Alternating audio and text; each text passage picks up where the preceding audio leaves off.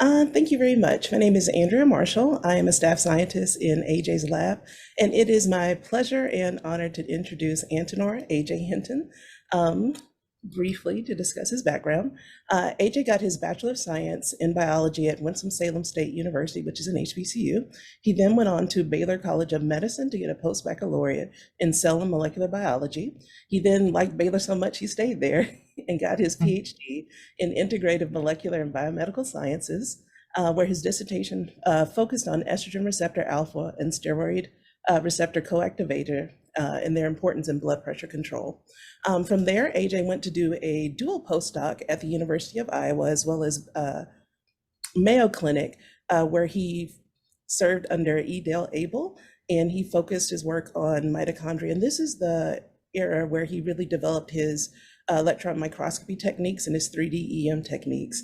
One of the things that really sticks out, especially if you know AJ loves people, he has a heart for people, and he has a heart for mentoring. So during this postdoc, he also served as a faculty member in the diversity office, where he taught many lectures on leadership, mentoring, intentional mentoring, and he also began his prolific DEI career. One of the things AJ is passionate about is mentoring, and mentoring on a holistic level. So it's not just, do people meet the criteria at the bench? It's, how are you really? How are you doing? That's one of the things that I love about AJ and love about being in his lab. As part of that, he has taught over 300 mentoring, leadership, and career development lectures and seminars. He's traveled all over the world for those elements, as well as research talks. He is now an assistant professor at Vanderbilt University. One second, I'm going to read a little bit of his accolades. So he is a tenure track assistant professor at Vanderbilt University in the Department of Molecular Physiology and Biophysics. He is a Ernest E. Just awardee. He also has funding from Bureau's Wellcome Fund, Career Award at the Scientific Interface. So he's a CASSI awardee. He has also received funding from the Chan Zuckerberg Institute. And with that, he's going to share some of the research that we currently have going on in the laboratory. And I will hand it off to you, AJ. Awesome. Thank you all for having me. I really appreciate it. Can everybody see my screen? Just want to make sure. Okay, perfect. All right. I want to start and nobody can see my screen. Oh, oops. Hold on. I did the wrong one.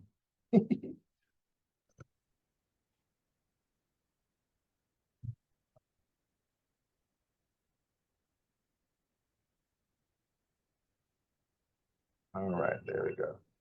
All right, now we're set up. All right, so I just wanted to start by giving the credit to my lab. I would not be able to do any of the work that I'm able to do without my laboratory. My laboratory is the reason that I'm successful and that you hear about, the work that I'm doing, but it's really my lab. My lab is led by Dr. Andrea Marshall, who's my instructor in the laboratory. And then everybody else assists her and reports to her. And so that's how the machine works. So this is just a poster of some of the areas that I'll talk about today. So we care a lot about mitochondria and other organelle-organelle contacts. We care about looking at tissue-specific changes in aging and looking at the frequency at which mitochondria change and the different H shapes. And then we also look at the MECOS complex in OPA1, and then we look at how disease affects the formation of how things develop. And then we do have areas where we care about diversity, equity, inclusion, and then also mentoring. Special shout out to some of my students that have received Fulbright, Marshall, and one's interviewing at Oxford right now, amongst many other things. So I'm very proud of all of them. And I also want to thank all my collaborators.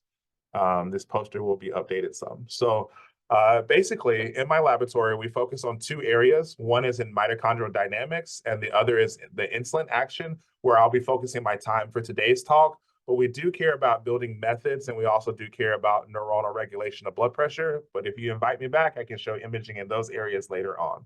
So today we'll focus on these two areas. So why focus on insulin signaling and aging?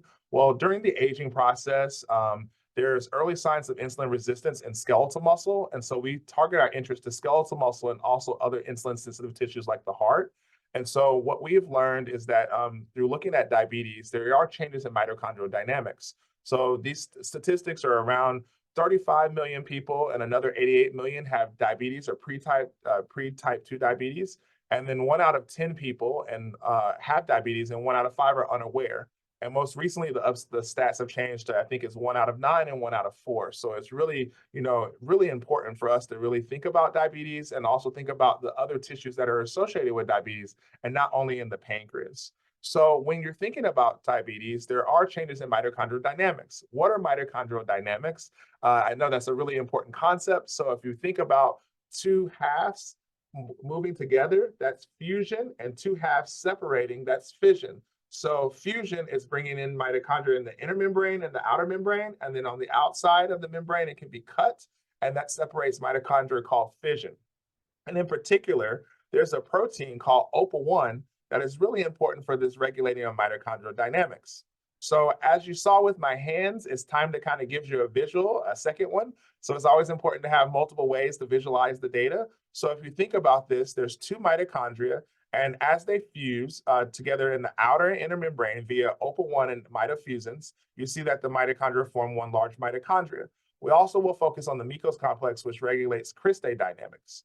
And then with fission, there are new players. One in particular in this review, we focused on TMIN-135, but in particular, what happens is that the ER and then also actin line up along with DRP1 and cause constriction and then separation.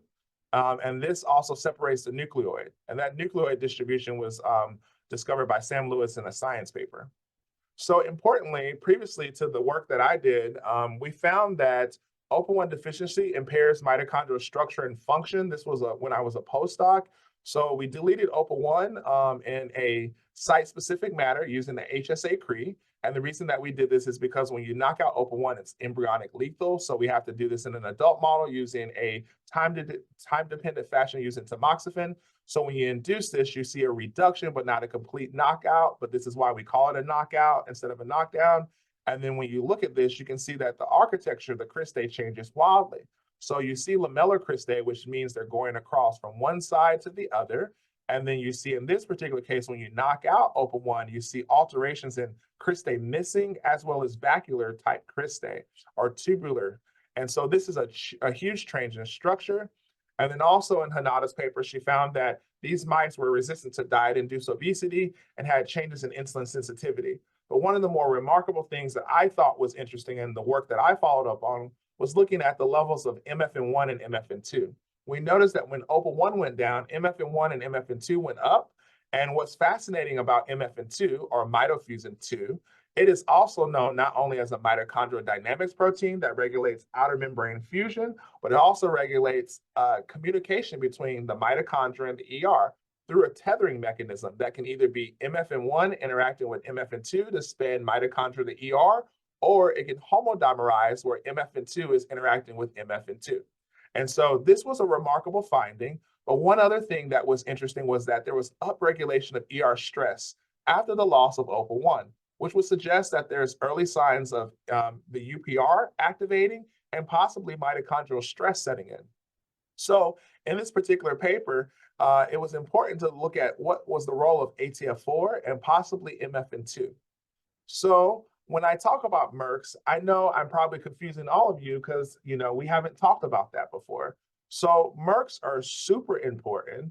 And the reason that they're important is because they help to kind of glue the communication together between mitochondria and ER. So this white area that you see is actually the MERC region next to the red of the mitochondria and the green, which is the sarcoplasmic reticulum.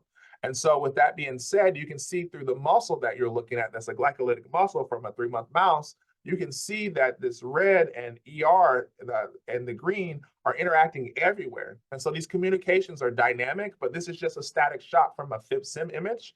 And FibSim is focused ion beam scanning electron microscopy. This particular type of microscopy is very unique.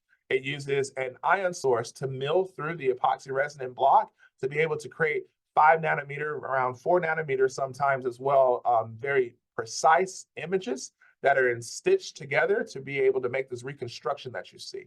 And I know we've talked about MERCs and we haven't really defined what they are. So for the rest of the talk, so that I can say MERCs, let's define them. So MERCs are a dynamic structure between mitochondria and ER, which I've alluded to.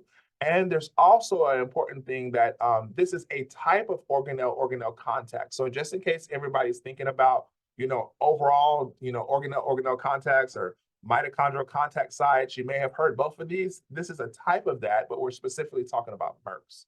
So MERCs are enriched with specific proteins that are found to be important for regulating calcium transfer, lipid transfer, and mitochondrial morphology. And there's also room that MERCs can regulate ER shape.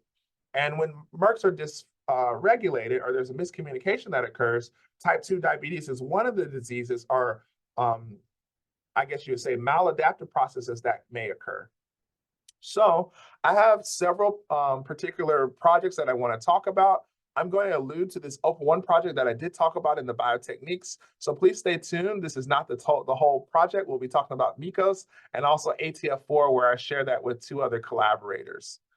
So in particular, just to set you up, the follow-up work was when we looked at OPA1 deficiency, we thought that it would increase MERCs, and this formation is in an ATF4 dependent manner, or at least an ER stress dependent manner. And so what we decided to do was actually use the model Drosophila because it's easily to manipulate. It's also interesting to study the context of evolutionary mechanisms and genes. And we wanted to see if it was similar to the mouse model. And so what we did was we used OPA1-like, which is equivalent to OPA1, and we knocked it out. And what we observed was that there was alterations in movement. And then also we saw that these larval state was changed where you see here compared to the control. And you can see freely that in the control, they move so fast, they're awesome. But in the knockout, look how slow they are. It's incredibly different. And this would suggest that it has to do something with the skeletal muscle. And this one flipped over and then just didn't fly anymore or walk at all. So when we were looking at this, we thought that it would be important to not only look at the molecular changes, but also look at the physiological changes. So that's why I'm showing you some of that data in this paper that was published in Journal of Cell Physiology that will be the cover. It's interesting because we did see with the fly step assay that they didn't fly as much, or they didn't do as well with the stepping.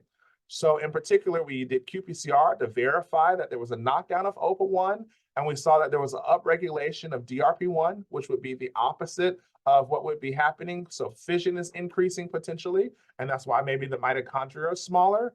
We also observed changes in ER stress, and we saw changes in calcium MERCs, which were interesting. And so in particular, let's start with not that high level overview. Let's kind of go in a little bit more detail. So when we knocked out OPA1, what we decided to do was stain with FRITZ for actin and a mitotracker red to look at mitochondria. And we looked at changes in mitochondrial structure. And so with confocal, we were able to measure the number of mitochondria per sarcomere, and it would suggest that there was an increase in the number of mitochondria per sarcomere after the ablation of OPA1. There was a decrease in mitochondrial area and aspect ratio, which would suggest together that there's mitochondrial fragmentation. And we observed this also by EM, and we were able to see that the Cristae were altered compared to the control, which is similar to what Hanada showed in her OPA1 paper in EMBO. Then we proceeded to quantify mitochondrial contacts to the ER. So we looked at the length of the contact, the MERC distance, and then also the percentage coverage. So we found that the percentage coverage was more compared to the length of the contact to the mitochondria and also to the ER. And we saw that the distance was smaller, which would suggest that there was tighter MERCs. So from there, we decided to do this in 3D. So I did mention FibSim, but I haven't mentioned seroblock facing. So SBF, SEM is referred to seroblock facing. And so the seroblock face method is where you have an SEM, you have the epoxy resin block, depending on what type of epoxy resin, and then you're going to have a diamond knife instead of actually a ion beam source. And so when you have the diamond knife, it goes across and then it scans and it goes across and scans, and you get about 300 to 400 slices. You can get up to maybe 1,000 depending on how thick you cut them, and you can reconstruct. And so this is from flight muscle. So when we knocked out OPA1, we saw that there were more interactions between ER and mitochondria compared to the controls. And blue would be ER, purple would be mitochondria. And so as you see this, you see that there's more percentage coverage, which would suggest that there's more interactions with the mitochondria to ER. So to visualize this a little bit better, we're also using another paper that got the cover that was from Advanced Bio, and I'll show you the cover a little bit later, but you can see that there's more interactions that are definitely covering the ER, which is in pink, to the mitochondria, which are in this blue purplish color. And you can see the same thing in the control, that there's actually less interactions between the mitochondria and the ER.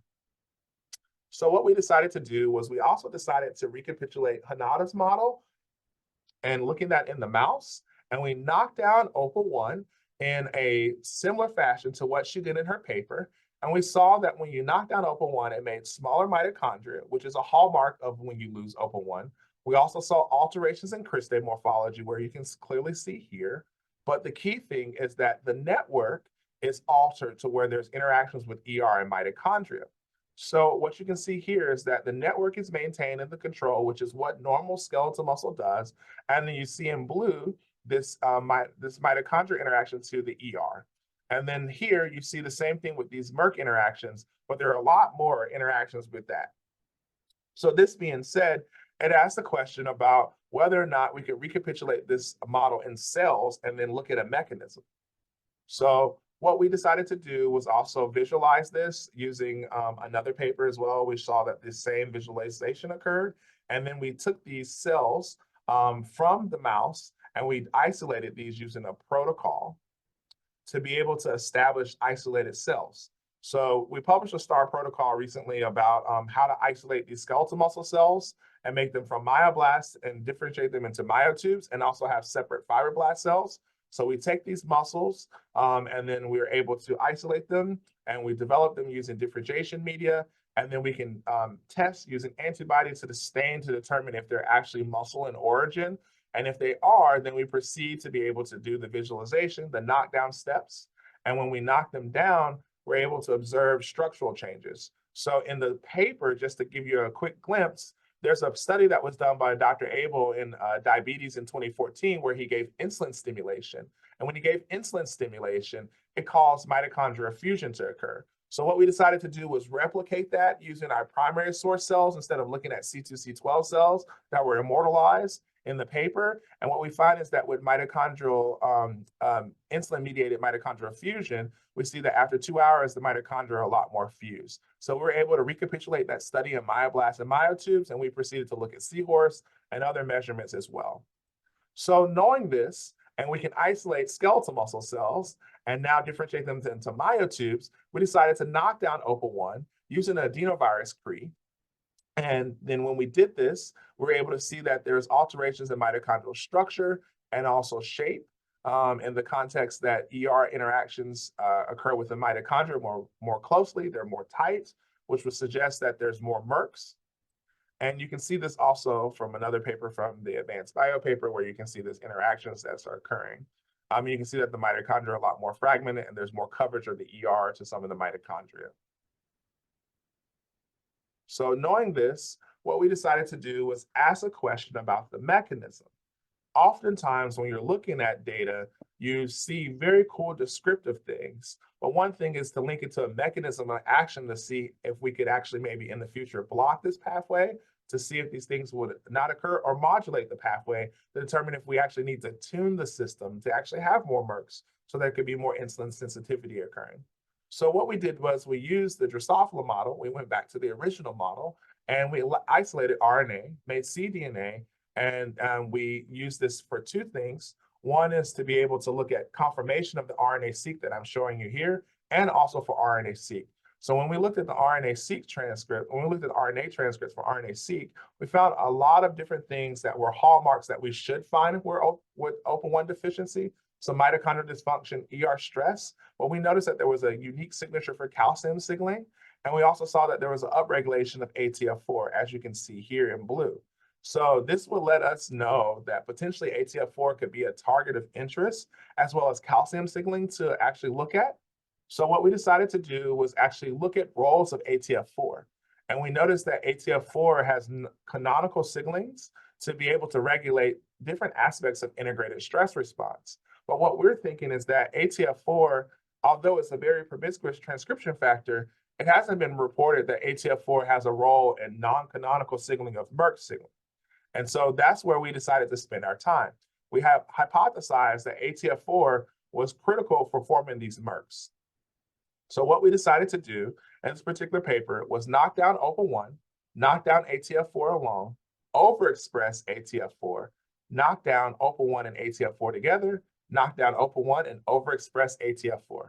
And the results were very striking. One thing we found was that with overexpression of ATF4, the mitochondria were larger. When you knock out OPA1 or ATF4, the mitochondria are more fragmented, and there were more nanotunnel shapes that occurred in ATF4. And hold that thought, we'll get back to that later in the presentation.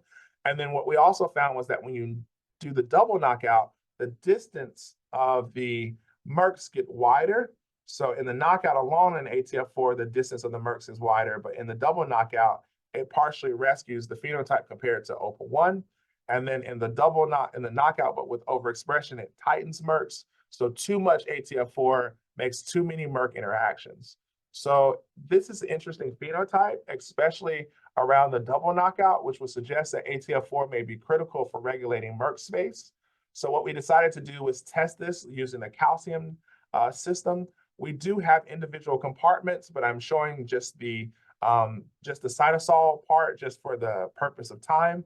So in particular, we did look at mitochondrial calcium, it was lower. We looked at cytosolic calcium, it was lower. And we looked at ER uptake, it was slower at uptaking, the system was slower at uptaking calcium. But in this single knockouts and then double knockout, we find that the double knockout partially rescues the OPA1 phenotype, where there was an increase in area under the curve, which suggests that there is more calcium being released. So how was this experiment done? So that's just the global response. Let's break it down a little bit more. So we used myotubes. We knocked out using OPA1, ATF4. We had controls, and then the double knockout. And each of these corresponds to the color. We use caffeine to stimulate the cells to be able to induce contraction. And you should be able to see that in the dish. And then we use FURA2 as a cytosolic ratiometric marker to be able to measure calcium in the cytosol. And when we did this, we looked at area under the curve and peak amplitude. And when the double knockout compared to the OPA1 knockout, you do see that there's a partial rescue like we were saying. So this asks the question about how is ATF4 regulating some of these responses? And if you actually deleted ATF4, could you rescue some of these phenotypes? And also in the context of aging, what is ATF4's role? And so we see all of these things, and we wanted to find out whether or not, since OPA1 is a master regulator of Cristae dynamics, could we also recapitulate some of these phenotypes with the associated complex that regulates Cristae? So these were all these questions that were rumbling around, and we tried to figure out how to make sense of it. But we stumbled across this perspective in Nature Aging that recently came out not too long ago.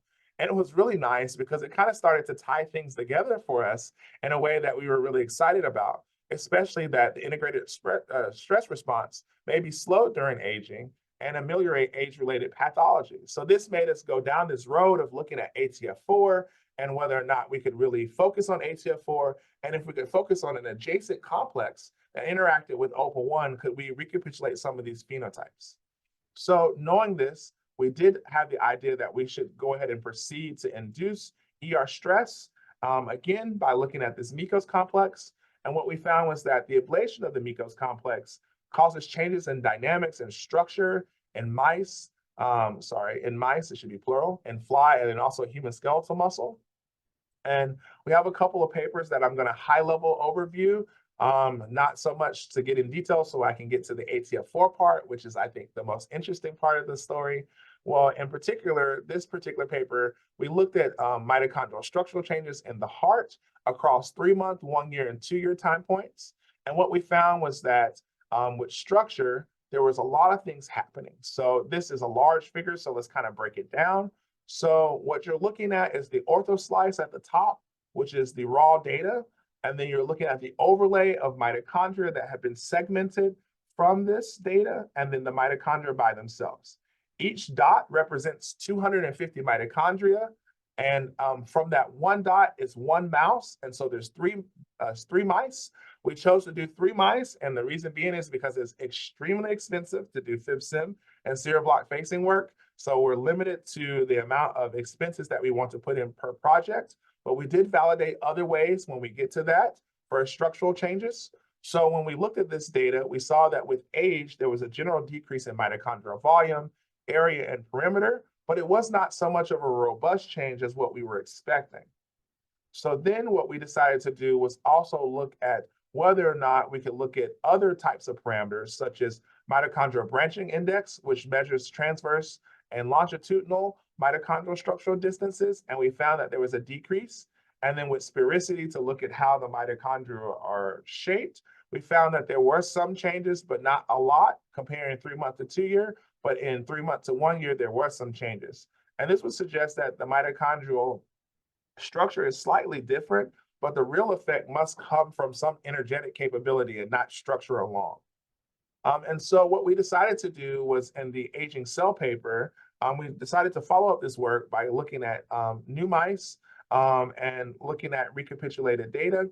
So what we did was we recapitulated data looking at cardiac compared to soleus and gastrocnemius.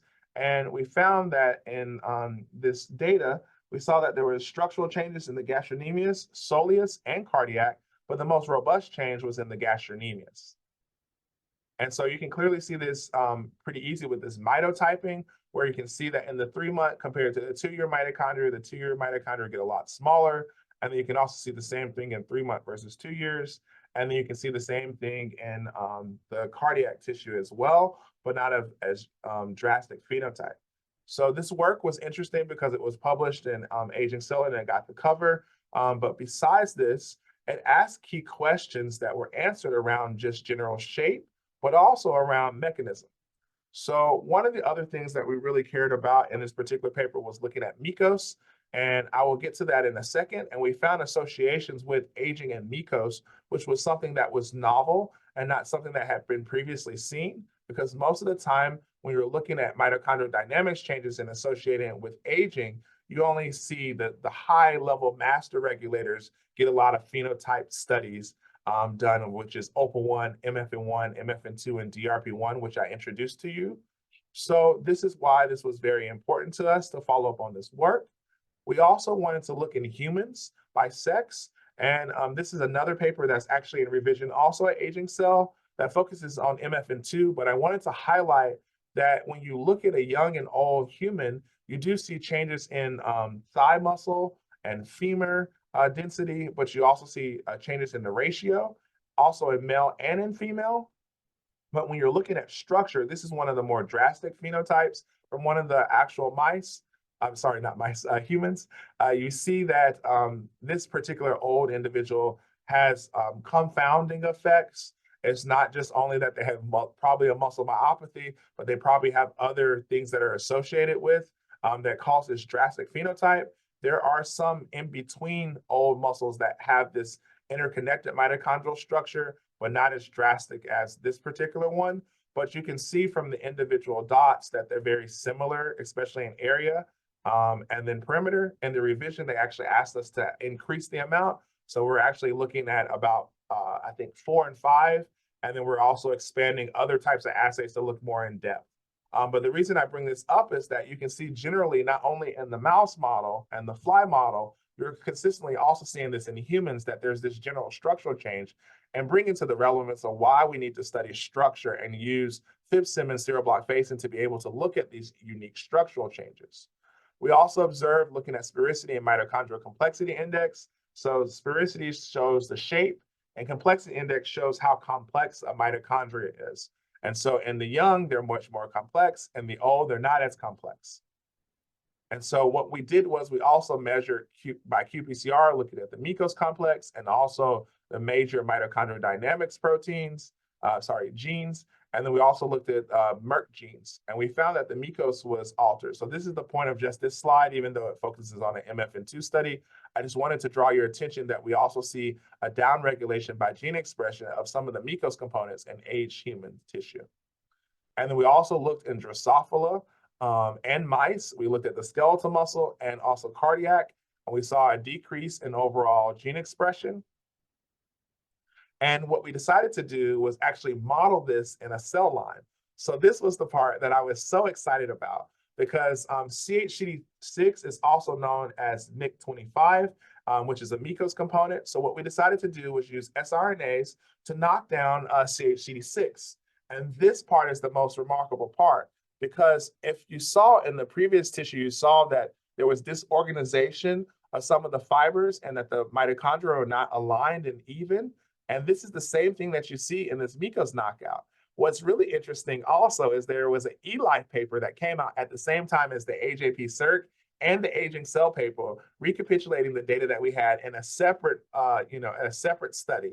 And it was really nice to be able to see that each of these studies showed the same responses around the MECOS complex. And showing a physiological readout, because usually we look at structure when we're looking at MECOS and not so much of a physiological readout. So when we looked at the structural change, we saw alterations in mitochondrial structure, as well as comparing it to the controls and fibers. And then we also looked at DCFDA and also TMRE to look at membrane potential and ROS. And we also looked by mitosocs, we saw changes in ROS. So we think that there was more oxidative stress after the loss of OPA1, but also when we recapitulated this phenotype looking at it in CHCD6, we saw similar responses, which would suggest that the MECOS complex is important for regulating membrane potential and oxidative stress in iPS cardiomyocytes. Then we proceeded to knock down OPA1, CHCD3, CHCD6, and mitophilin, and we saw that there was an alteration in mitochondrial structure and also Cristae morphology changes. And we measured this at a high level with area, circularity index, and number. Number increase would suggest that the mitochondria are more and they're more fragmented, and circularity index was increased and mitochondria area was decreased. And we looked at Cristae number, Cristae score, and Cristae surface area to model out these Cristae changes. But we asked the question about what happens if we do this in 3D. We found that when we do this in 3D, we saw that there was alterations in mitochondrial structure by loss of OPA1, mitophilin or MIC60, CHCD3 or MIC19, and CHCD6 or MIC25. And so with that being said, we saw that there was a decrease in volume and then also mitochondrial length. And then what we decided to do was recapitulate the phenotype in a Drosophila model, because we also need to test this in vivo. It's nice to be able to say, after the fact of aging, you see these structural changes, but what happens before? Could we actually see the same mitochondrial structural change? And so what we decided to do was do a myriad of models, which I will break down. What we decided to do was look at control mice, wild type, wild type 118 in Drosophila. We use so many models, sometimes I even get confused. This has been twice already between human mice and then flies and cells. And then we looked at CHCD3, which is also important to mention that in flies, CHCD3 and CHCD6 are the same gene. And so MIC19, MIC25, when you knock out one, you're knocking out both. And then mitophilin, which is also MIC60, and QUIL1, which is MIC13, which is another component of the MECOS complex. And then we had some hallmark genes that do regulate mitochondrial dynamics, which is MARF knockout or MFN1 and MFN2 knockout, OPA1-like, which is OPA1 knockout, and Dynamine-like 1 or DRP1, which is DRP1, and the mouse or human. And so when you do this, you see that we stained for actin and stained for mitochondria, and we overlaid. And what we did was we looked at the area. We found that when you look at control, the DRP1 knockout, there was larger mitochondria, which you can see here, and that with OPA1 knockout, there were mitochondria that were very fragmented. So these two are our baseline for everything else that we're looking at. And so when we looked at this baseline, we saw changes in MARF, which is knockout of MFN1 or MFN2. We saw that they were decreased. And we saw compared to control, we did see that the MECOS complex had members that were changed as well. And we also saw that circularity index was changed. And then that we also saw that the number of sarcomeres was also changed, and that there was more mitochondria and sarcomere length in the mitophilin model. But in QUIL1 and then CHCD3, there were actually less, which would suggest that maybe there's some autophagy that's at play. And we're actually looking at autophagy now in our fly models to kind of test whether or not that might be an important role, or that the MERC space may be recruiting MERCs that are autophagosome dependent in some type of way. So that was the second study. And I'm trying to get through several studies just so that we can all hopefully collaborate in the future and have follow-up Zoom calls. This particular project is actually 3 papers. So I decided to put 2 of the collaborators on here. for different aspects. I won't show all the data, so I will introduce you to each collaborator. So Prasanna has been like my best friend in science. We hang out all the time. We go to all the same meetings. We were a postdoc together. And now he's in the process of transitioning to faculty for his lab. And we've been deciding to do some joint projects together around aging, around muscle, and then also around the MECOS complex. And so he's involved in this particular study because he also generated the first fly model, and then we followed it up in our laboratory to look at the fly model around ATF4. And so this particular project, I'll be showing mostly some of the data that he and I are doing together for a paper. And then we also have a spinoff of 2 papers with Dr. Sam Lewis, and Prasanna's a doctor as well. And Dr. Sam Lewis, who's at UC Berkeley, where we're looking at nucleoid distribution using ATF4. I won't show that particular set of data. It's I guess it's not in the infancy stages. We're right in the middle, but I just wanted to kind of just put some emphasis on maybe for next time, you'll invite either me or Sam to talk about the nucleoid distribution. So in this particular project, it's really interesting because we do already know that ATF4 can regulate MERCs, but we don't know how it regulates MERCs alone when it's not looking at a mitochondrial insult, like a loss of OPA1 or loss of MFN2. And we do not know why ATF4 alters shape based upon the expression level. And so what we decided to do was try to study this integrated stress response signal and maybe be able to use it in aging. If we could modulate the system, we could develop an adenovirus vector to be able to actually deliver to muscle and overexpress ATF4 to maybe cause mitochondrial biogenesis and maybe have the networks reform here compared to what would be in the 3 months. So that's the idea. And so hopefully understanding some of this hypothesis-driven work, we could be able to understand what's really happening to ATF4. So to do this, this is all unpublished now. This particular part of the data, we care about hypothesizing that modulating ATF4 in skeletal muscle increases MERC contacts, as well as increasing overall mitochondrial hormesis. So we measured this using TM quantification metrics that my lab's previously done, and also looking at MERC quantifications as well as that my lab's previously already published. So to do this, we did a ligamycin treatment, which is a known stressor to the system. It's just a general mitochondrial stressor because it's inhibiting ligamycin is using this ability to inhibit ATP synthase. And so that's what's causing this stress. And so when we do this, we did treatments at 0 hours, 30 minutes of ligamycin treatment at 8 hours. And what we find is that at 8 hours, there's a transcriptional response for ATF4 that's increased in both mouse myotubes and human myotubes. And so what we decided to do was look in myotubes in mice to determine if we saw a protein response and not only a transcriptional response. To our surprise, ATF4 was actually increased. This was a surprise to us. We thought it was just going to be a transcriptional response. It's not a huge amount of abundance, but it's actually changed. And then we also looked at BIP, which is a general ER stress marker, and we looked at calcium-independent MERCs, IP3 receptor, GRP75, and VDAC, and we found that there were increased as well. So from that, we led to actually look at structure, looking at EM. So we cared about the ultrastructure. And so what we decided to do was compare 0, 30 minutes, and 8 hours of a ligamycin treatment in human myotubes. And we found that comparing the control to 8 hours, you see these large mitochondria. And this is interesting because they would be kind of called mega mitochondria. And what's also interesting is with the blue arrows, you see that the ER is hugging along the mitochondria versus where there is ER hugging these other mitochondria, but not at every place.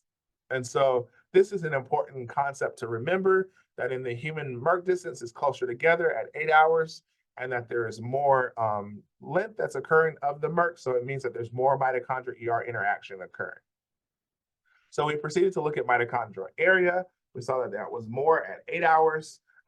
And then this was consistent with a decrease in number, which would suggest more fusion, and then an increase and a decrease in circularity index, which would suggest fusion as well. So then we asked a question about whether or not we could recapitulate the phenotype in marine cells or mouse cells. And we found that in the myotubes, we were able to recapitulate the same phenotype after 8 hours of treatment of ligamycin.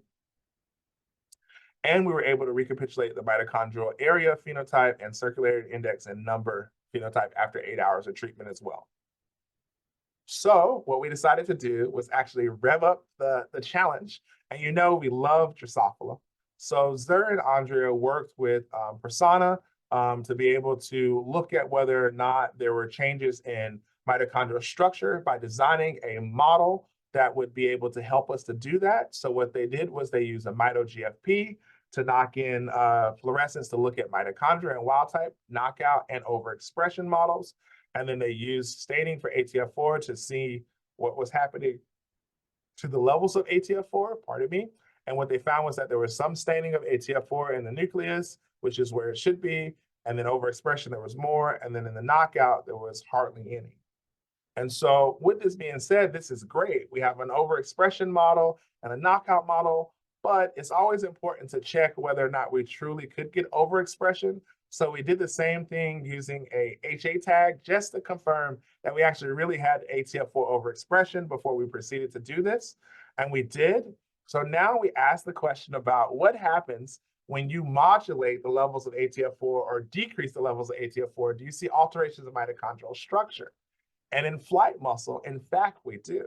So when you modulate the levels, whether it's a knockout or overexpression, you do change the shape of mitochondria. So in the knockout, we actually see a decrease in mitochondria, which is absolutely phenomenal. And then overexpression, you see these larger mitochondria that are more networked together. And this is interesting because in flight muscle, we think that this would also have a fiber type switch. And for lack of time, I'm not showing that data, but we also do have a change in fiber type. Prasanna did that work with his lab. And then what we've done is we've knocked out and overexpressed to look at confocal again. And so when we did this, we used the 63X SB8 to be able to look at the mitochondrial structural changes. And we've just started doing some of the quantifications. This is not a complete quantification at all, but this is just a high-level overview just to kind of let you know that we're in the process of doing some of this data. And the preliminary data suggests that with overexpression, there's larger mitochondria in Drosophila muscle or flight muscle. And then in the knockout, there's less mitochondria and more fragmented.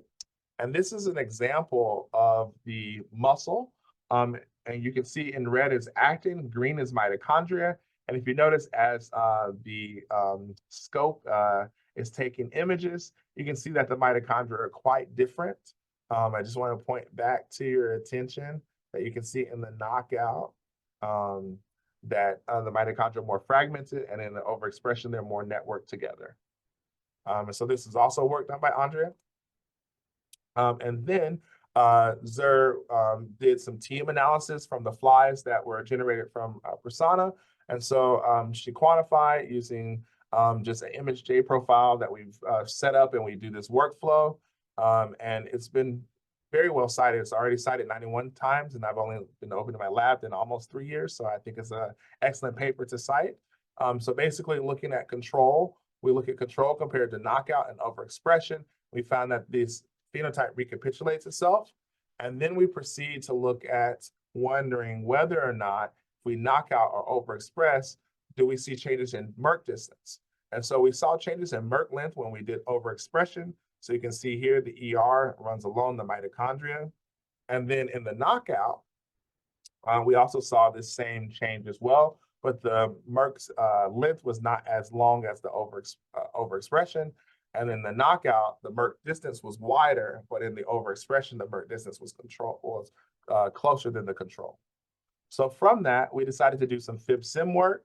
And so Prasanna was in Brian Glancy's lab at the time for this particular part. So we worked with Brian Glancy to do the fib-sim work, and then Larry and Edgar, who do this particular part of the work, are helping to render structures and quantify. And what they find is that in the mitochondrial volume for the percentage of muscle, you see that in the wild type compared to the ATF4 overexpression, there's more volume of mitochondria. And then in the knockout, there's less volume. You can clearly see this based upon looking at the contraction axis and looking at the mitochondrial shape in blue. And you can also see these interesting nanotunnel structures, which I'll get to in a second, which are really phenomenal. And they're both in the knockout and overexpression model. And you can clearly see a lot more clear what's happening in the mitochondrial structure here. We did these analysis with elastic. And then we also did some cerebellum facing work to actually be able to show overexpression and knockout. compared to wild type in the Drosophila model. And we find that there's a distance in, there's a change in MERC length, and also there's a change in mitochondrial length and also ER length, which was what was required for this first round of the paper. And then from there, as we start to wrap up, I just wanted to kind of show you a couple of the videos related to what was going on with some of the actual slices. So remember, I was telling you that there's different sizes of mitochondria. I want you to take not my word for it, but you can visualize the data. You can actually see the wild type structures are quite different than the overall very large ATF4 mitochondria that are overexpressed. And then you can see that in the knockout, you see that these mitochondria are a lot smaller and that there's these nanotunnel shapes. And so it's very interesting to be able to see this because this would suggest that ATF4 drives changes in MERCs and also in mitochondrial morphology changes. And this one takes forever because there's so many slices. So this is just kind of what the structure looks like in 3D.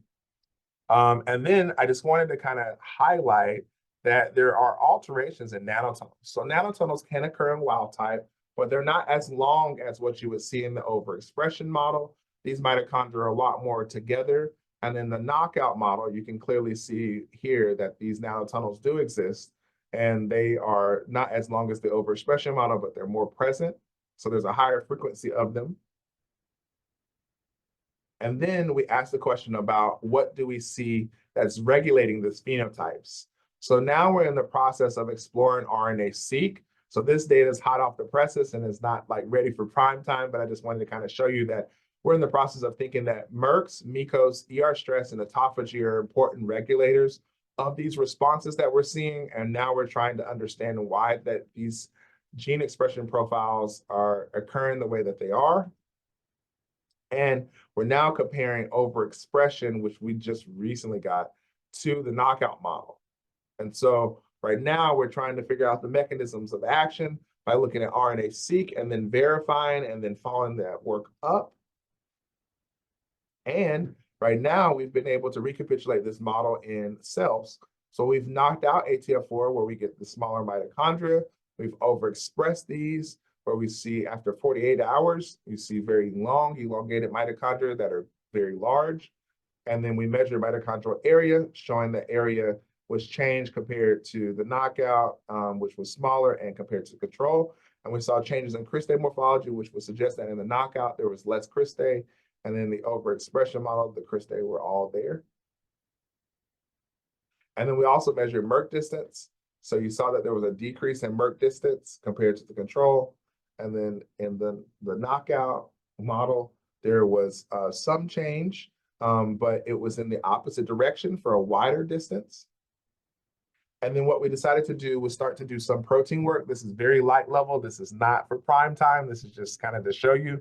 But when we overexpress ATF4, we see a change in IP3 receptor. We also see a change in VDAC. And then we also see changes in MFN2 and MFN1, which is exciting because now we think that maybe ATF4 may have a secondary role in regulating MFN1 and MFN2. We did look in silico to see if ATF4 does chip directly to ATF4, and I mean to MFN1 and MFN2 promoters, and it doesn't. So that's why we're now thinking it's an indirect way. And so we're exploring metabolism, and we see that there's unique signatures with metabolism. I don't want to kind of get too much into this part because this is really the end. And we're now kind of exploring this and trying to figure out what this really means. And then we're also trying to explore calcium as well. So this part is very premature. Just wanted to kind of share where the directions we're going, of course, so we can have a stimulating discussion and maybe I can get some help with thinking through this process. And so basically we saw that ATF4 is important for stress response, and it's regulating aspects of energy homeostasis, autophagy, and apoptosis from RNA-seq. We also saw that ATF4 levels alter mitochondrial shape, and that it alters profiles of gene expression, and that overexpression ATF4 induces megamitochondria and skeletal muscle, and then that the size of mitochondria can be regulated by ATF4 as well through looking at decreasing the expression. I'd like to thank all my collaborators, and then I would also like to thank my lab and my funding. I just recently got an internal case, so that's why it's NIH, because I know everybody's like, when did you get this? But so most of the time, because I have all philanthropy-based funding. So I have Bristol Myers Squibb and Bureau's Welcome Fund, and then also the CZI. So I just want to say thank you to all of my funders, and then also more recently the internal K, because that was not an automatic here at Vanderbilt. So thank you for having me, and I'm happy to answer questions. And thank you so very much. And sorry if I rushed through a little bit because I was trying to get a lot of in there for you all so we could talk. That's a wonderful talk, Dr. Hinton. I have a question about the morphological analysis of the mitochondria. So a lot of it was shape-based. I was wondering, have you preliminary insights or just thought about intensity-based or textural-based things? Since it is like kind of like I work in like phase contrast or bright field stuff, and so I just see natural like overlap there. So it's a great question. So actually, that's what we're doing with Sam's lab. So the first ATF4 project is almost done because it's just characterizing the structural phenomenon. And then the mechanistic phenomenons will be with Sam, and then I'll do a separate spin-off paper with probably just, I think it's Brian and Sam as well for something else. But the second paper will actually have a lot of confocal-based things. So we're actually staining for nucleoids, staining for actin and mitochondria, and looking at live dynamics, and actually measuring nucleoid distribution in myoblasts and myotubes. So we have just recently the wild type work done, and we're now exploring looking at the overexpression and knockout model to look at what happens. And so that particular paper will be more focused on that, and then we'll be looking at some more classic mechanisms of nucleoid distribution as well. Very cool. Philip, you have your hand up. You have a question? Yes, thank you. Thank you for the wonderful talk.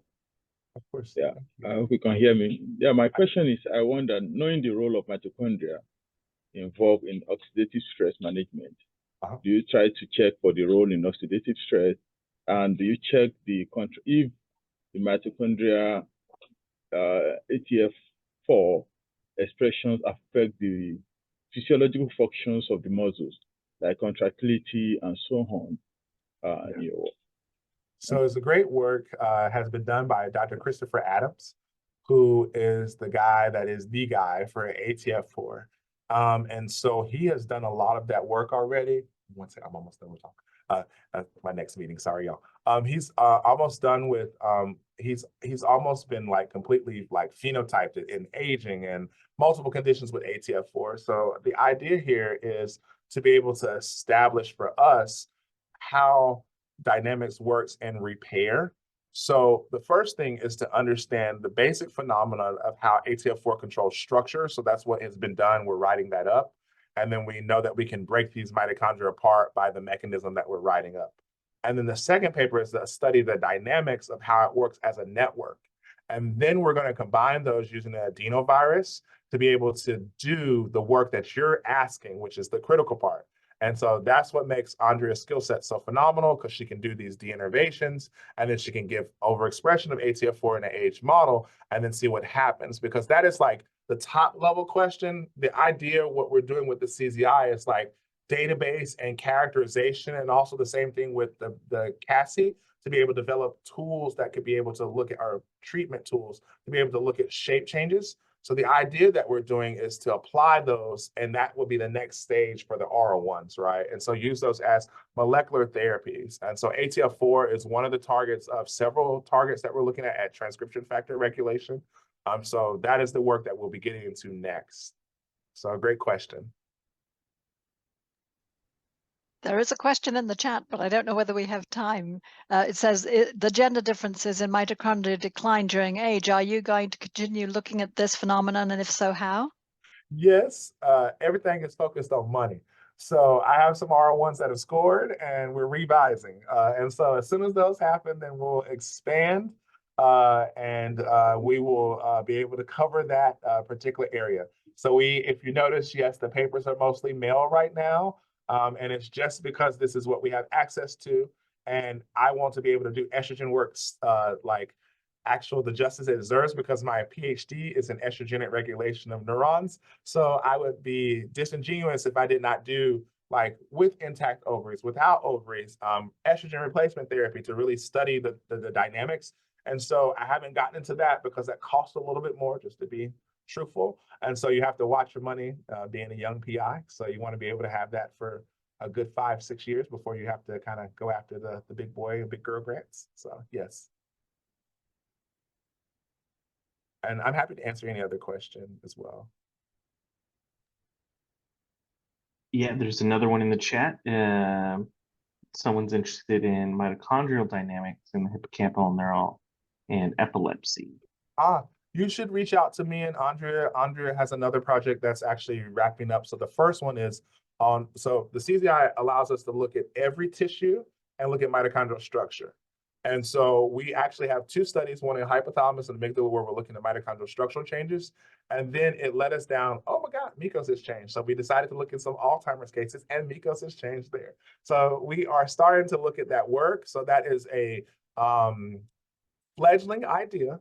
However, it is something that we are very consistently wanting to get into because we want to have multiple lines of R01. So we're happy to collaborate with you, especially if you can provide insight on an NIA grant. So we're happy to do multi-PI. So just hit us up and see what happens, you know? Yeah.